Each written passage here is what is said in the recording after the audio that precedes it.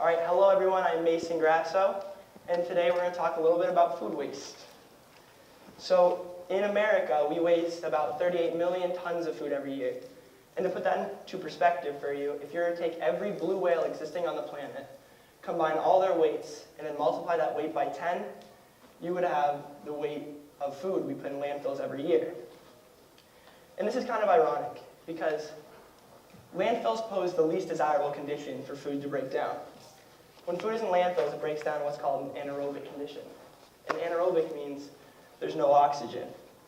So once food first is dropped off at landfills, it may have a day that it has access to oxygen and sunlight, but within a month it'll be packed up under so much trash that it will have no more oxygen to break down. And when food doesn't have oxygen and it can't break down and repurpose itself, it ends up just slowly releasing methane gas. And this methane gas combines with the rest of the gas from the landfills, and that's what's heating up our atmosphere. So my inspiration to attack the issue of food waste rooted from working at a restaurant for a year.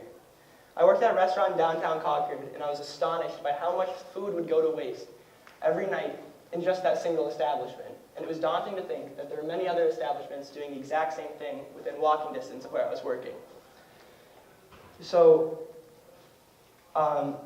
I did a lot of research, and I tried to attack the issue of food waste in restaurants, but I quickly realized it was too hard to do that because of food health and safety laws of what you can do with food that people have eaten in restaurants. And through a lot of my research, I realized there's a lot of food waste I can't control. At the distribution and the farming levels, there's a lot of food waste. We're all guilty of going to the grocery store and looking at the produce and trying to find the best possible looking fruit and vegetables to buy. And it makes sense, because the price of food doesn't depend on what it looks like, and you're trying to get the most out of your money.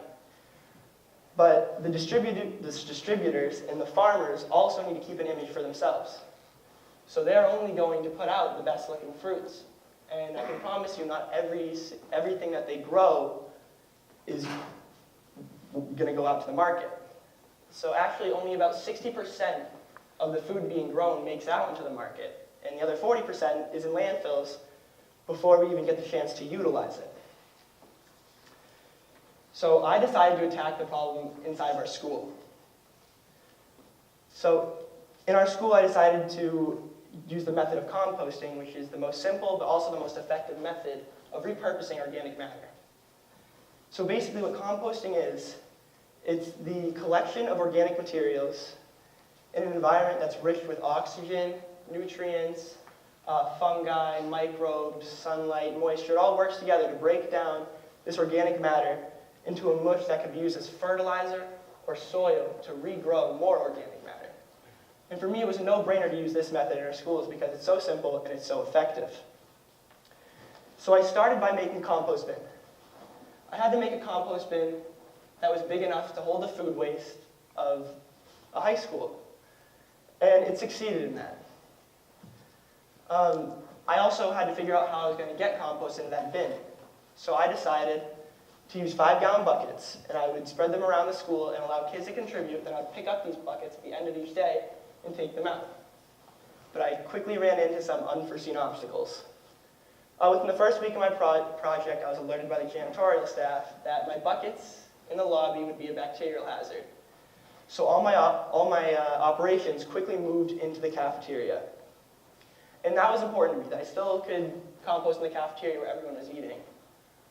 After composting in the cafeteria for a while, I began to realize something. In our high school, organic foods were quickly being devalued. With every hot lunch, a kid is given a free fruit or vegetable. Whether this student has intentions on eating this fruit or vegetable or not, they're going to take it because it's free. And that makes sense. But I quickly noticed that these fruits and vegetables were the biggest contributors to my compost, but they were also the biggest contributors to the food waste, the organic food waste. So I began to realize how important it is in this school to have a composting program because we are literally handing out organic foods for free.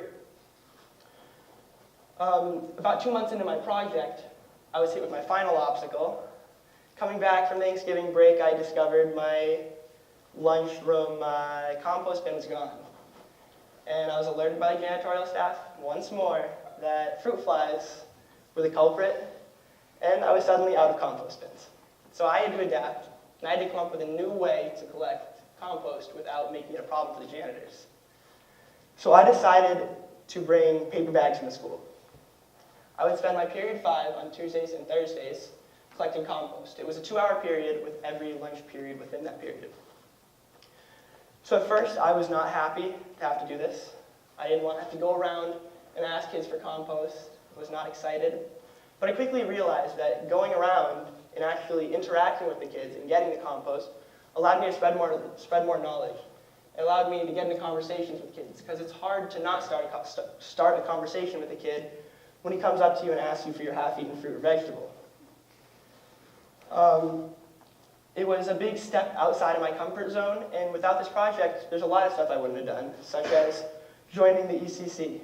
This is the Environment Club. I credit my environmentally focused project to joining this club.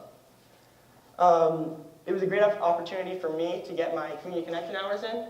I spent break times recycling, and this picture is all of us at the school. We collected trash around the school trails for a few hours, and it was a really fulfilling club that I would never have joined if I hadn't chosen this route for my project.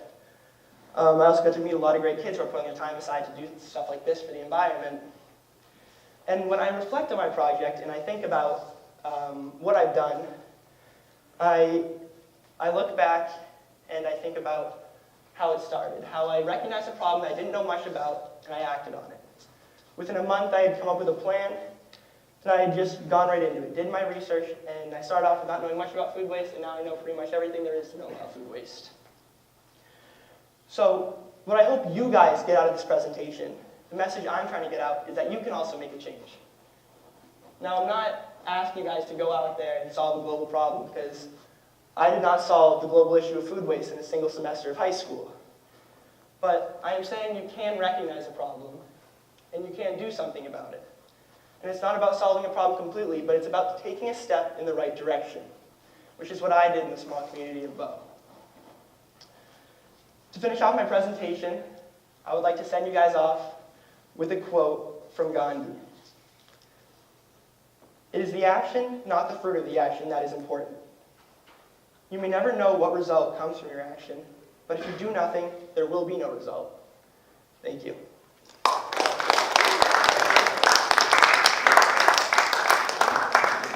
Any questions? Is the composting for the rest of the year? Yeah, I do plan on keeping it out and restarting it up when it's warm again. That's the plan. Well.